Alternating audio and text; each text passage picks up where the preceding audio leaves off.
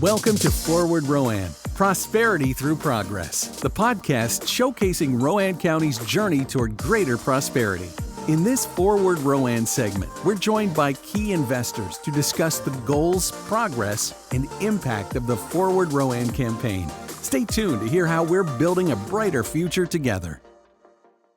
Hi, Steve. How are you today? I'm doing well. How about you? I'm doing great. Well, I'm Carlotta Ungaro, and I am working with the Rowan EDC on their Forward Rowan 2 campaign. And Steve, you are one of our great co-chairs, and I'm so glad you're here today to talk about the campaign. Well, you can blame Greg Eds for that. He wrestled me to the ground, but it's been a fun ride for a second time around with Greg, and happy to follow his lead. So we're talking about the campaign, and you mentioned second time around. Share a little bit of the history of the Forward Rowan campaign.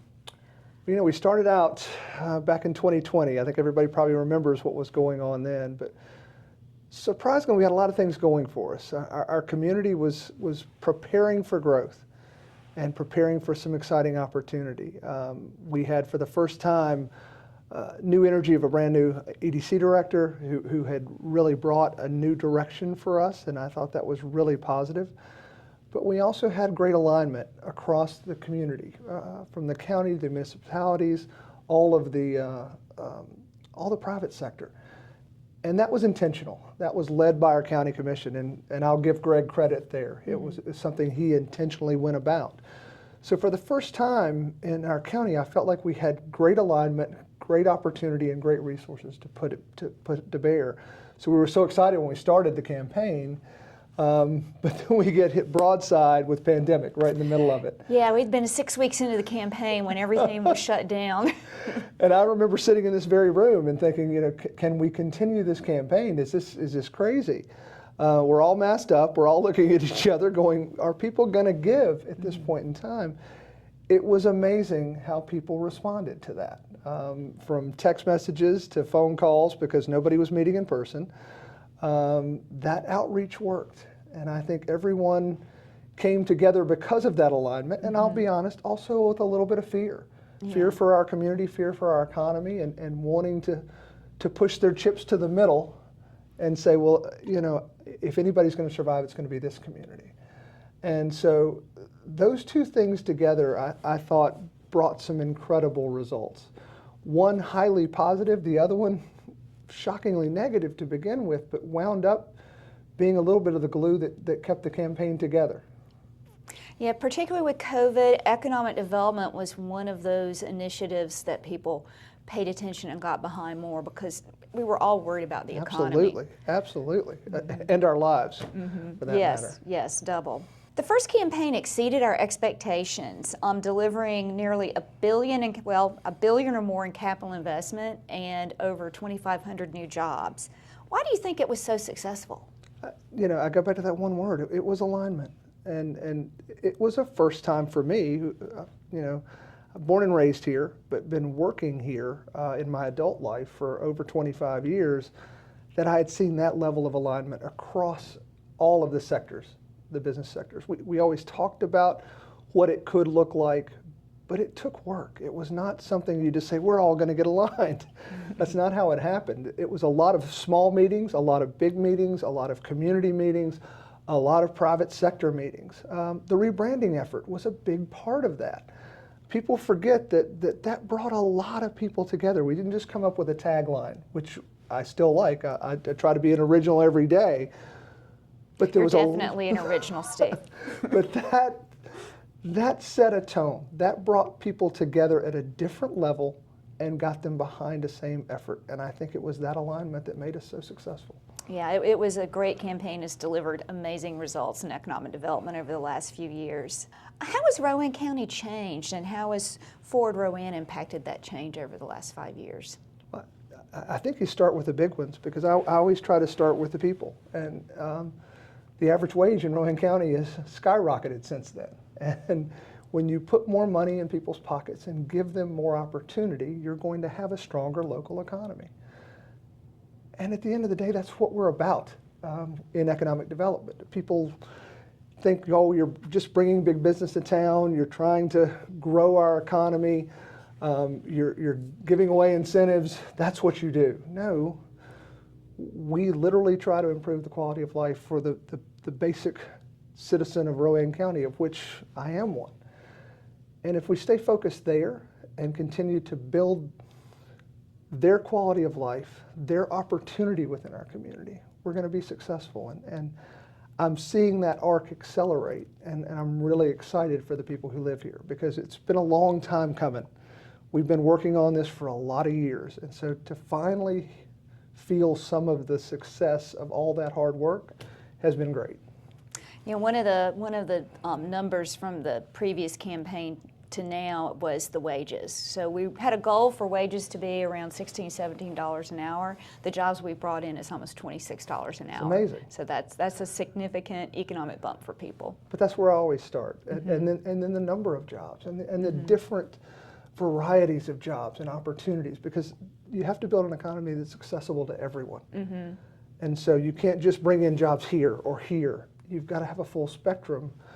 And fortunately, we have a really wonderfully ready workforce, and we've got, of course, a community college that's second to none in the state of North Carolina, if you ask me. In workforce development, we're at the top end, and we're taking advantage of that. So we're moving people from levels of employment opportunity. And those are people who live here, and that's what I get excited about. Well, let's change focus a little bit. We've talked about holistically how the campaign has helped. What about F&M Bank? As a community bank, why was it important for F&M to invest in this campaign? Well, you can see my last answer, the people who live here. We are a community bank. We're focused on the people of Rowan County and the people who live here. We don't, I think people think sometimes, well, you're a bank, so when Chewy comes to town or Macy's comes to town, you're going to benefit from that. Macy's isn't calling F&M Bank. They've got their own national banks. So does Chewy. Who we represent are the people who are going to work there. And that's what we get excited about. The opportunities that are provided to them, the wages that are provided to them, the health care that's provided to them, and the quality of life that improves in our community. So for us, we're kind of a byproduct. We don't directly engage and benefit in some of the work that the EDC does, but what it brings to the entire ecosystem that is Rowan County is highly positive for us. And I'd say that for almost any business. And so that's where we get excited, and that's why we stay involved, because it's the best for our clients. And if it works for an F&M Bank client and their neighbors, then it's right for Rowan and it's right for F&M.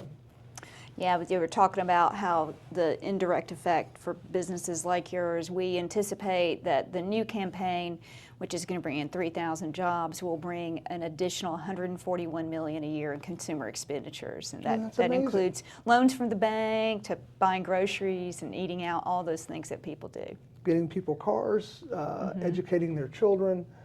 And, you know, the direct impact for us is they have to have bank accounts to put that new money somewhere. That's right. They need that car loan. Exactly. So we're excited about that. Yeah. How F&M Bank, deeply rooted in Rowan County, and how do you think your bank's role in the community aligns with the Forward Rowan 2 plan and campaign? Well, I think because that's where they do stay focused. I still think there's a disconnect in when people think about economic development. The first things they think about are the Chewy's and the Macy's and incentives. When the real work is done in workforce development and expansion of existing businesses and helping existing businesses grow in this community. And Forward Rowan does all of that. Now, we are bringing new businesses to town, but we're doing it holistically along with the businesses that are here. And we're growing a highly competitive workforce that's being noticed around the region and around the country. I mean, more people are wanting to come here to tap into that workforce. And so anything that improves the quality of life in the communities we serve, we're going to support. And our EDC does a better job than most in staying focused on what really matters. And it's that Rowan County citizen and what is best for them and their quality of life. That's true. You mentioned in your comments existing industry. 55% of the job growth over the last 5 years has been from existing industry. Isn't that exciting? It is. Isn't that what we want to see? Yeah, we want our existing companies to grow. Because those happen quietly. You know, the Chewy ribbon cuttings are wonderful, and thank goodness that company's here and we love them.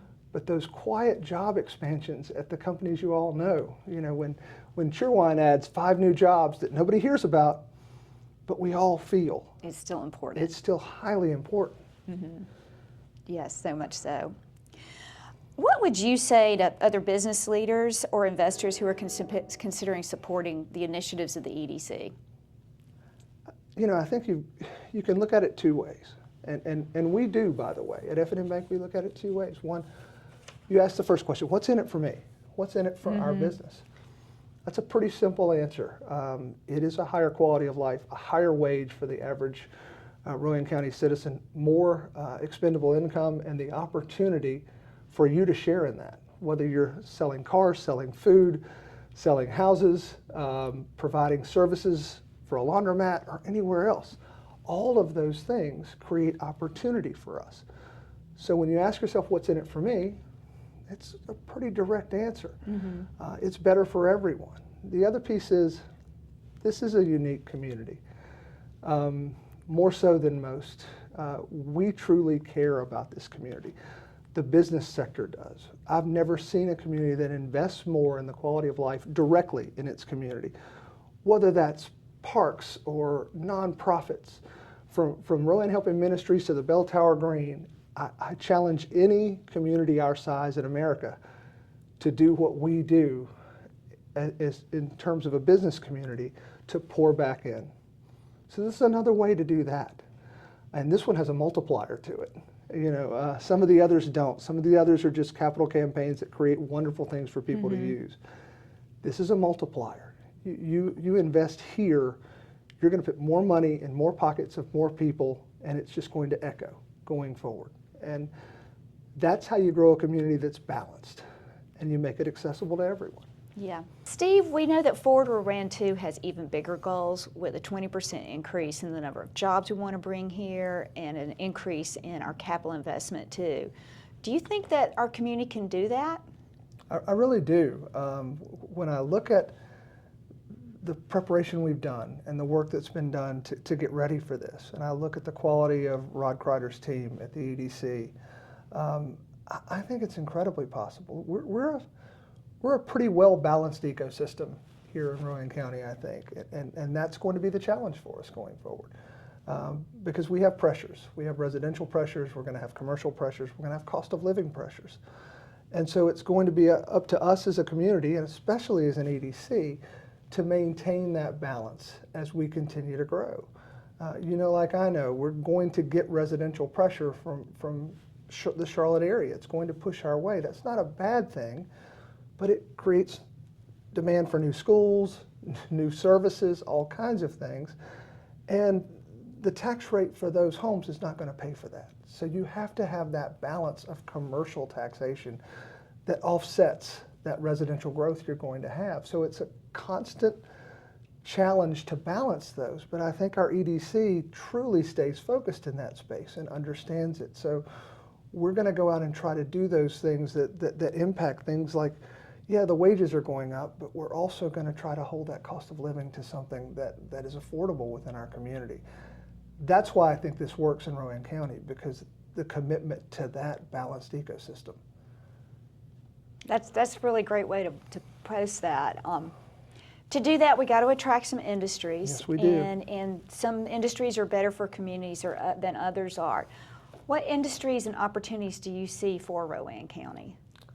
I think we have quite a few. We're so wonderfully located in the state of North Carolina, and we're so fortunate to have power and a great partner in Duke Power and plenty of water. You put those things together with that location, you're going to be looking, I think at things like advanced manufacturing, which continues to excel in the state of North Carolina, and I think... And pay well. Absolutely. And you look at where our economy is going, I fully think there'll be a lot of opportunity in that space. Advanced distribution as well. We've all seen that explode, since the pandemic. I don't see that slowing down in any way, shape, or form. Life sciences as well. Look where we're situated. You've got the North Carolina Research Facility right down the road.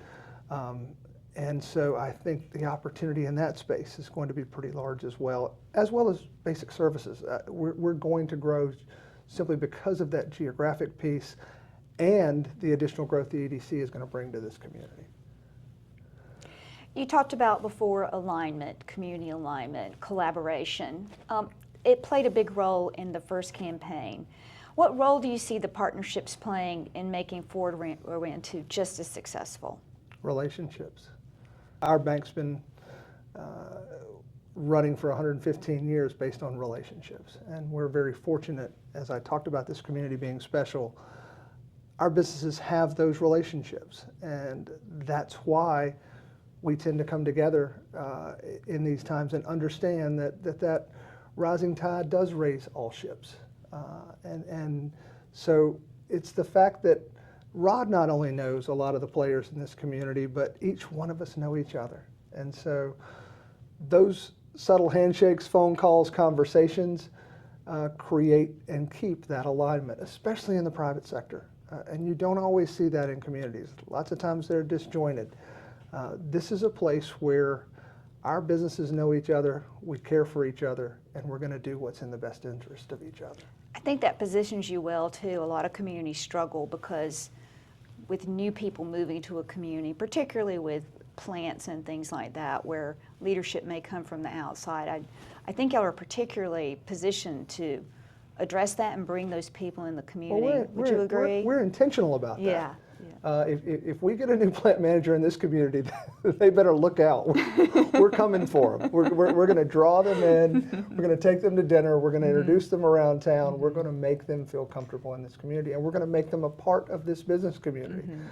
They'll have to fight us not to be, and fortunately, most of them lean in. Yeah. I think that's important to everyone in the community to know those business leaders are engaged. Absolutely. If we fast forward 5 years from now to the conclusion of executing the Forward Rowan 2 plan, what does success look like to you? I go right back to where we started. I look at my neighbors, and is their quality of life improved? Do they have more opportunity for them, for their children, to get good quality paying jobs here in Rowan County that not only pay a living wage, but pay above that? And we've been able to not only grow their opportunity and grow that basic wage, but we've also done those delicate ecosystem things where the cost of living in this community is still very accessible. The traffic's not crazy. You can't do it all, but you certainly can focus on it all. And if you manage it, you'll like that product at the end of the day. And I love that our EDC is dedicated to that holistic view of our community, and our county commission.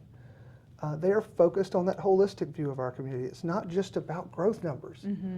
It's truly about the quality of life, and it's truly about that individual Rowan County citizen, and are they better off today than they were 5 years ago? And I truly think when we get to year 5, they're going to be able to say yes. Steve, you made me think about, I hear people in the community saying, I just want opportunities for my kids to be here so I can see the grandkids. I mean, Amen. You're one of those people that moved away and came back. So I'm on the clock as we speak. I've got a grandson due anytime in the next 2 weeks, so we're waiting on the call. So we're excited about that. So that's part of that quality of life that some people value that I think the EDC is helping grow as well. This has been a great conversation. What excites you the most about Rowan County and its future? The people. We are original. This is a great place to live. We've found that balance of small town unity, but big town opportunity. And if we're able to continue that, and that needs to be our focus, we're really going to like the result. So that's what excites me, is keeping who we are, but improving it and expanding it and growing those opportunities. So well said, and a great way for us to wrap up today.